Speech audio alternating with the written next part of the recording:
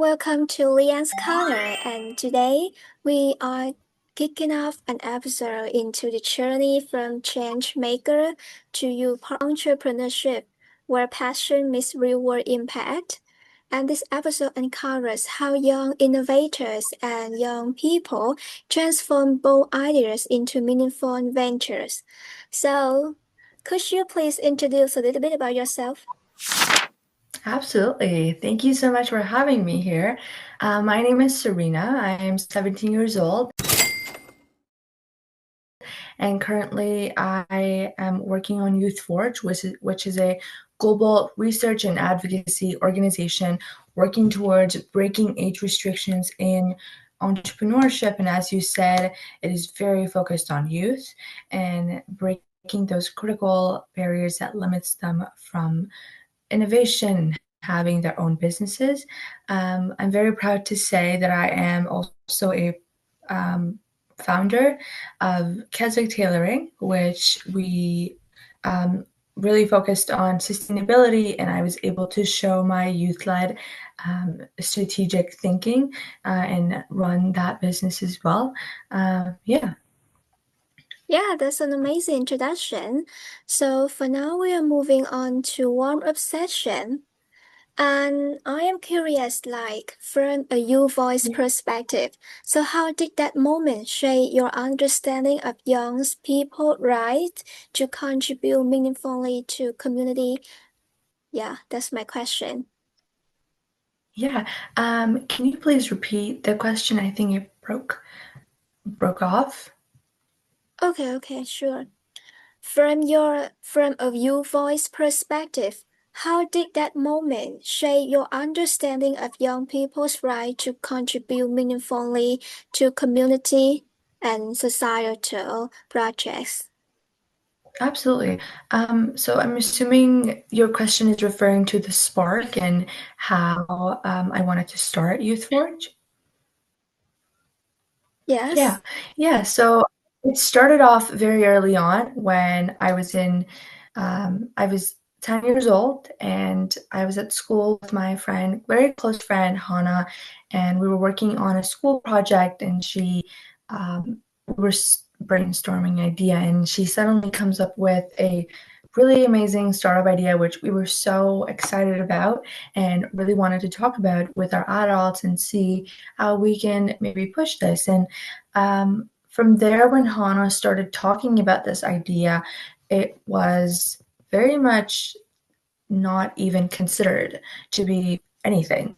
And it was all because of the societal perception, how adults viewed entrepreneurship and the lack of youth capability to run these efforts. And from there, a couple of years later, we find out a very identical idea is being funded by $1.2 million in seed investment funding. And from there, I really knew that young people's ideas are so impactful, valuable, and so critical to pay attention to. And if we're giving them the resources and their voices are being heard, then we can make a really big change in our world. And that is how my burning passion for entrepreneurship started, because I really want youth to have those resources and innovate and pursue their passions. So that's a good one. And the next question is like, you know that in today's life, young people often possess undervalued skills, creativity, technological innovation, or the social sensitivity. So, which of these do you believe should be more seriously reorganized by institutions? Yeah. If I could maybe understand the question better, that would be great if you could reword it. Sorry? If you could please reword the question, that would be great. Change the question? Oh, yeah, so I just have a hard time maybe kind of understanding the question. So if you could maybe say it in another way, that would be great. Okay. Um, okay, so like young people often they underrated some important skills Yeah, in today's life, yeah, especially creativity, mhm, technological innovation, and mhm. yeah, something like that. And so, which of these do you believe we should be more seriously reorganized by institutions? Yeah, yeah. I think there should be a more focused um, attention to the technological innovation capabilities that they have, along with creativity, especially creativity. And it's not that young people have a fresh mind; they have a totally um, different perspective to the world because I mean, we are facing different challenges than they do. So it's very important to notice that. And young people are very, very creative. I mean, look at every person who came up with an incredible startup idea. They were all very young. They were all very, very young, and they started at a super early stage. And noticing that is really important. So, young people are a great source of incredible ideas, creative approaches to the world, and innovation is really there because we see innovation. I mean, to me, innovation is something that is completely different from other approaches, and that difference between two perspectives really requires creativity and as well as technological capabilities. We see that in comparison, older folks versus younger people, they are so much more comfortable working with technologies, and it's so important to realize that they're just more comfortable, and it's an area of specialty that we need to specialize in because it's more efficient and it's a lot less energy consuming. Yeah. Yeah, that's a detailed answers. Okay, so for now we are moving on to another session. We are going deeper into the U Forge impact to the whole community. So, what the core message or purpose did you want the organization to fulfill? Reducing barriers for young founders or reshaping the system perceptions of capability? Yeah, I think that's a very key question. I think our goal is to challenge the stereotypes and challenge the status quo in innovation. It's very common to see, we see this very commonly among business policies or societal perceptions, many different areas that are very critical when it comes to entrepreneurship. We see those barriers there. And our goal is to really break every one of those barriers.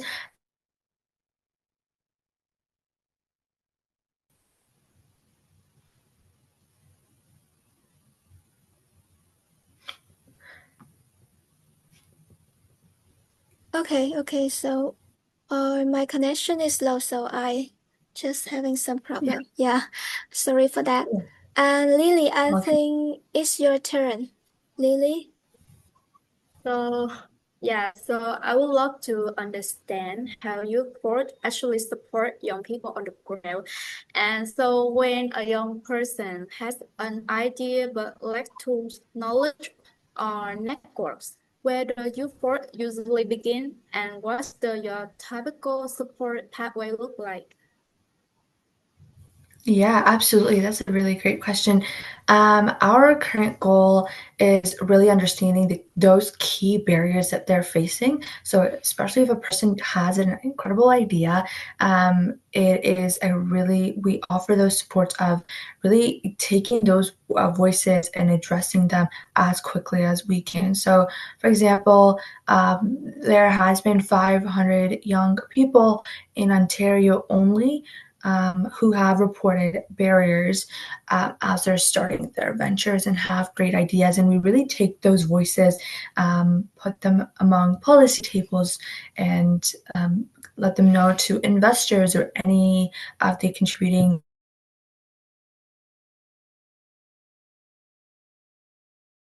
not only for that founder alone, but also those groups and groups of founders who are facing those barriers. And that's our current focus of advocacy.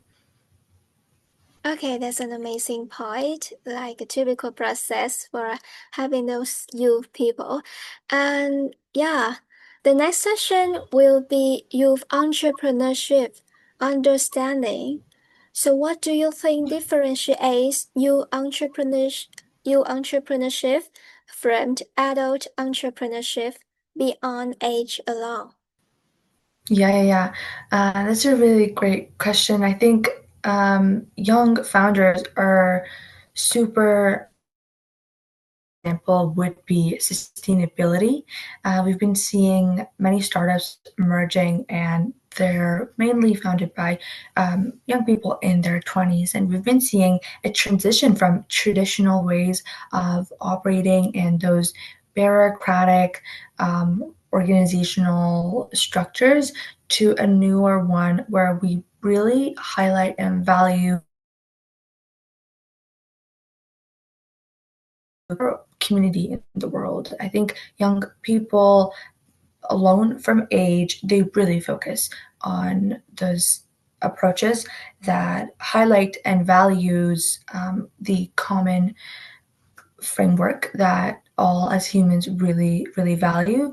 So it's a very big one because they really look at future. Yeah, that's wonderful. And so, what do you believe is the biggest misconception people have about youth entrepreneurship and how does it impact the opportunities young founders receive today? How to address Yeah. this problem? Yeah, I mean, there are many different stereotypes, unfortunately, that young people are facing. I think that a lot of people think that young people lack that capabilities. I think that that may be true to an extent, but young people are able to execute. At least to a certain point, they are able to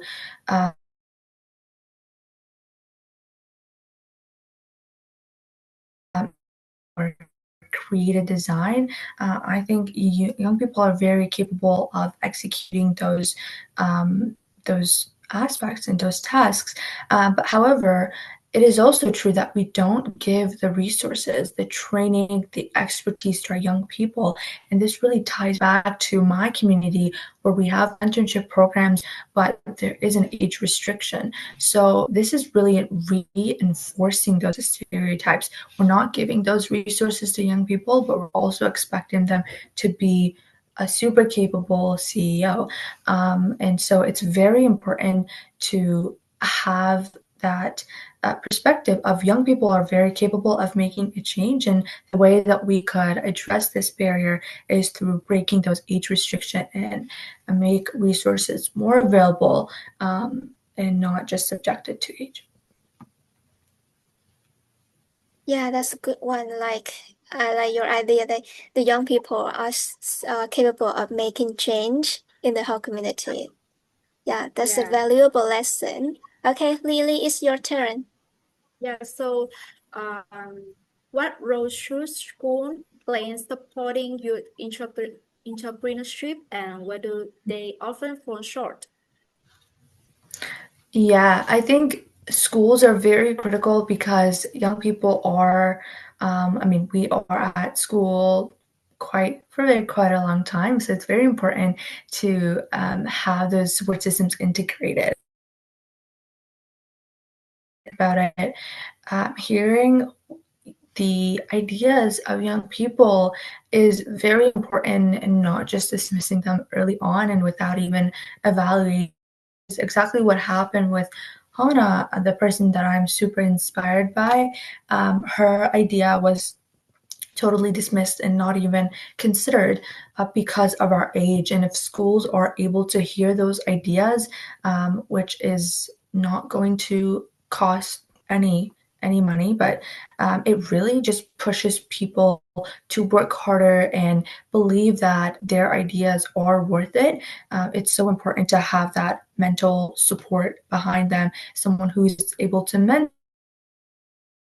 Well, here, this is an incredible idea. Here's how we can probably do our first steps. And having those groundwork built up is so important. And schools are so critical to make those push for those changes. But yeah. Yeah, okay, so the detailed answers.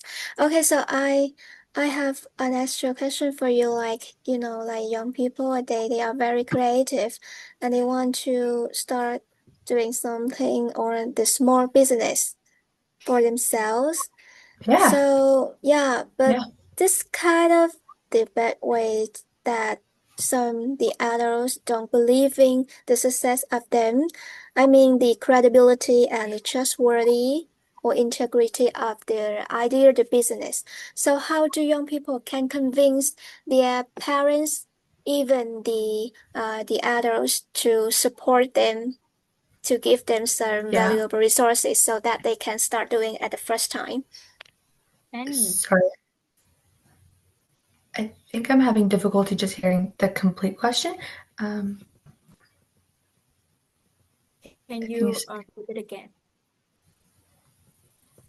Oh, sorry, my connection?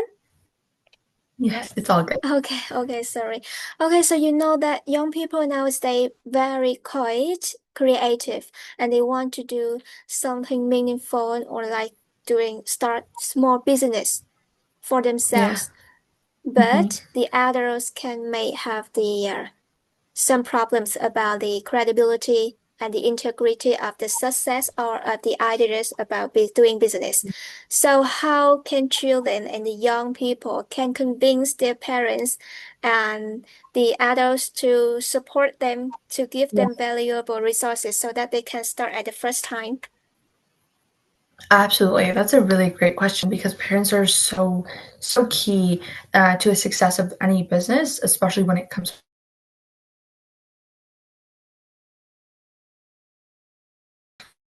I have a friend, Ariel, and she makes bracelets, and she talked to me about how her parents weren't really was kind of painful for us because I mean she was trying really hard, but her parents didn't really care. So for example, when she wanted to ship those bracelets, it would always get pushed back because well they had other things to take care of and it wasn't important enough. One of the ways that worked for me personally, it was just really show what you can do with little resources. And I think young people are really good at that because they're so creative. They're full of incredible ideas. So make use of those little resources that you have. Social media is incredible to raise awareness about your work. I mean, online platform, we can get connected to the world, and it's such a privilege to have that. And leveraging those little resources, it's really important. And it also works for investors as well. Not only parents, but also investors, just really show them what you're doing with little resources and what you will do if you have X, Y, and Z access. It's, for example, if someone isn't able to code, well, there are platforms to just build a simple prototype, or just have AI integration, some sort of an into AI integration to build a prototype, showing that to investors. I've seen investors being very open. Some investors are being very open to that. And when they see what young people are doing with that little resource, they are so invested because they know the capability and commitment that young people bring. So that's my kind of approach to it. But I know it's very intimidating and it's not easy to do for sure. Yeah, sure. That's a thought-provoking answer. Okay, so for now we are moving into the final session, like giving the useful advice to some teenagers. And I think the first question is Lily, your turn.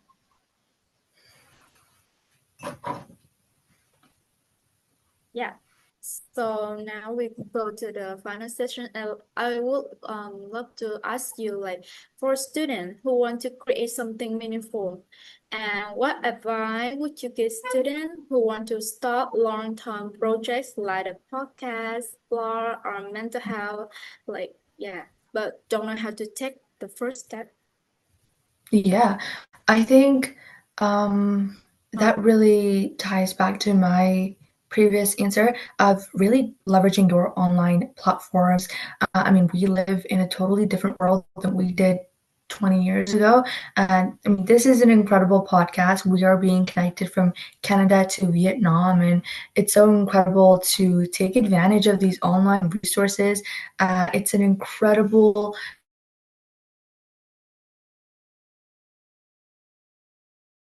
everybody else from the rest, and also it's gonna get you connected to incredible people. So leveraging that is the most important part. And also for personally, LinkedIn has been so important. I've been connected to so many industry leaders, people that I really get inspired by, and having their expertise, it's so important. Having those connections is really critical to your long-term success. And knowing that LinkedIn, you can always just reach out, just ask them that you're happy to be connected and you want to learn more about this initiative. What's your advice? What's your perspective?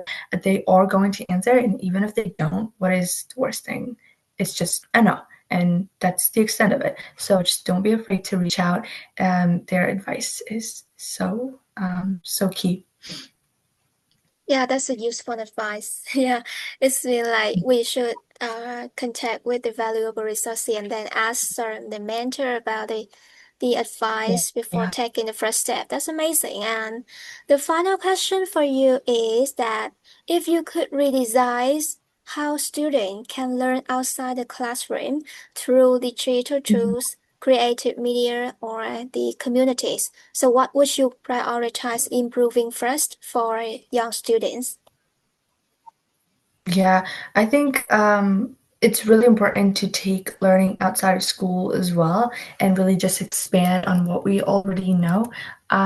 For me, the way that I was, for me and a lot of young founders that I know of, getting involved in the community is really important. That also gives you a lot of industry connections and people who are able to speak up for your brand and just talk about it or maybe give the expertise that are going to be very useful in the long run. Being involved in the community events, whether it's startup events, whether they are related to accelerator programs, anything like that is so important. It just gives you a lot of lots of access to connections and expertise, and you can probably search it up online on Google, looking for events, and it's a quite easy task to do, but it's also very important. Yeah, okay, so that's the valuable lessons and the advice that you will give to us. And this is the end of our talk show today. Your energy, your story have actually added something meaningful and special to our episode today. And yeah, thank you so much for having time and you're having support to share your story, your ideas into the topic youth entrepreneurship. That's really amazing. That's Mhm. our pleasure to have you here.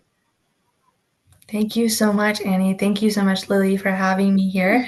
It was a pleasure to speak with you guys. I really enjoyed those questions, and they were very creative. I really loved answering them, and it was kind of different from what I usually do. So I really appreciate you taking the time and